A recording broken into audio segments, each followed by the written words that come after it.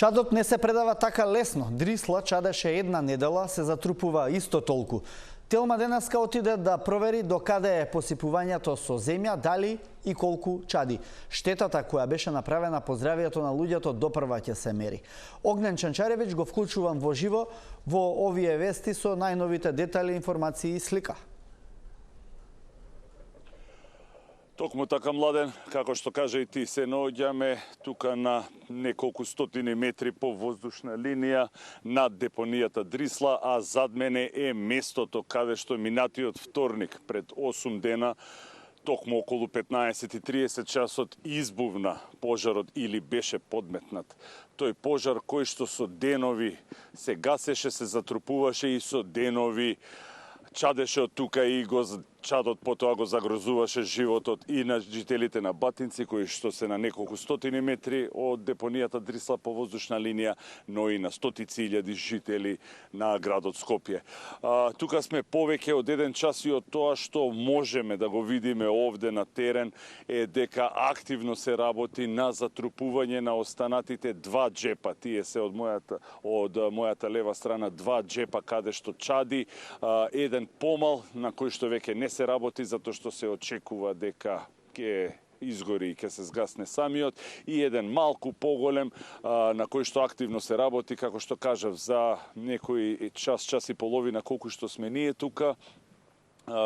Можам да кажам дека над 20 кипери со земја беше истурено и багерите цело време работат и го потрупуваат преостанатиот дел кој што чади. Може да се видат и импровизираните 2 пристапни пата кои што беа направени за да може полесно и подобар и побрз пристап да има до местото каде што гореше, местото каде што избувна пожарот, како што реков, е точно зад мене и може да се види каде е посипана земјата за да се задуши пожарот. Тоа беше единствениот начин на кој што можеше да се изгасне огнот, бидејќи гасовите и хемикалиите кои што се наоѓа под површината на отпадот и во водата во допир со кислородот гореа. Тука се уште има и остатоци од тој басен со токсична вода. Може да се види за кој што надлежните тврдат дека во суштина длабок 1,5 метар, за кој што надлежните тврдат дека во суштина не треба да биде тука и дека станува збор за несоодветно складирање на отпадот, но за тоа понатаму надлежните треба да одлучат што и како. Исто така можам да кажам и дека откако дојдовме тука веднаш за 10 минути дојде и обезбедување од Дрисла за да не провери кои сме. Можам да потврдам и дека на неколку стотини метри по воздушна линија во тој правец е поставено возило на кое што има термална камера, како што најави и МВР, а од тоа што побаравме одговори од МВР, ни соопштија дека е направен оперативен план 24 часа во денот, дека се обезбедува депонијата Дрисла со полициски патроли и дека на клучни точки се поставени тие термални камери за да се полесно да се лоцира доколку некој навечер се обиде да го подметне пожарот. Како што можат и гледачите да видат зад мене, тоа е огромно пространство кое што не е оградено, нема физичко ограда, ниту пак обезбедување.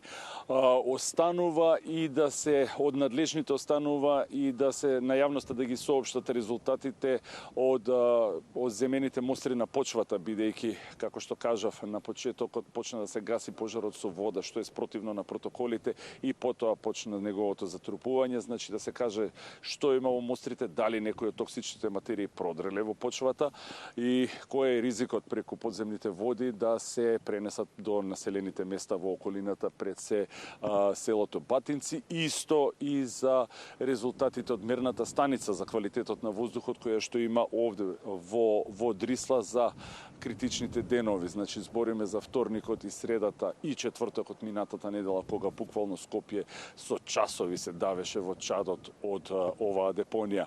Од разговор со вработени во депонијата Дрисла, да, тие ми потврдија дека во саботата вечер околу 23 часот токму овде зад мене, тоест под мене, бидејќи се наоѓаме на еден рид, бил подметнат пожар во делот каде што се складирал индустријски отпад.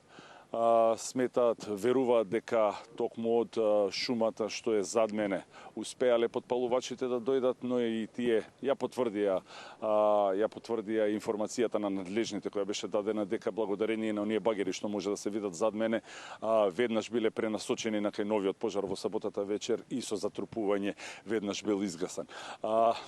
Начелно тоа е тоа што може да се каже овде од Рисла. По 8 дена може да се види дека пожарот е изгасен и чадот дека речиси е затрупан, остануваат 2 помали джепа на кои што активно се работи. Во моментот во Македонија ситуацијата со пожарите не е алармантна како што беше, но сепак има 2 жешки точки. Едната е Скопска Црнагора, а другата е планината Кожув. На Скопска Црнагора има пожар над селото Виниче и над селото Никуштак во Ликовскиот крај, додека гори и на подножјето на планината Кожув крај Гевгелија. За моменталната ситуација со пожарите на територијата на Македонија предлагам да ја погледнеме, да ја чуеме изјавата на заменикот директор на Национални шуми Кире Михаилов. Неколку екипи од јавното предпријатие Македонски шуми, значи имаме наши вработени од Караџите, Скопје и од Тетово. Имаме пожарникари од ТПП Скопје и една поголема бројка на доброволци, пред се луѓе кои што имаат викендици над Виниче. Се работи за пожар кој што зафати една површина која што е никаква слаба деградирана шума, меѓутоа е многу густа, многу е често населена и тука имаме буквално проблем да влеземе, камоли да гасиме. Значи, онаму каде што најдовме чист простор, значи чистина, некоја, да кажеме, патека, тука се стационираат нашите луѓе и го пресекуваат онаму каде што можат. Освен овие 2 пожари кои што ги имаме овде, исто така имаме горење во општина Куманово, тоест Липково, некаде над Никуштак, повторно Скопска Црнагора. Значи, овие се 2 локации кои што во изминативе неколку дена постојано некако ни се палат, случајно или не. И пожарот кој што веќе неколку дена, значи 2-3 дена, е активен во општина Гевгелија над селото Петрово. Тоа е она кое што во моментов засега го имаме на терен. Младен, тоа беше и пресекот на состојбата со пожарите во Македонија. На крај би сакал да кажам дека и вчера ја посетивме и денеска локацијата на дивата депонија Вардариште. Таму веќе нема никаков пожар и не чади, веќе со денови, не го загадува воздухот, но не можеше, барем не успеавме ние да го видиме тоа физичко патролно обезбедување кое што беше најавено од надлежните за да се спречи евентуално ново потпалување во дивата депонија и со тоа повторно бран на загадување на воздухот во Скопје.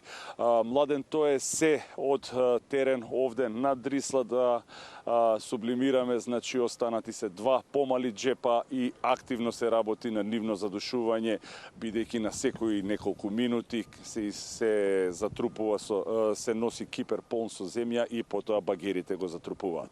Младен? Огнен Чанчаревич од Дрисла со најновите информации и реален приказ на состојбата и на она што ни се случува.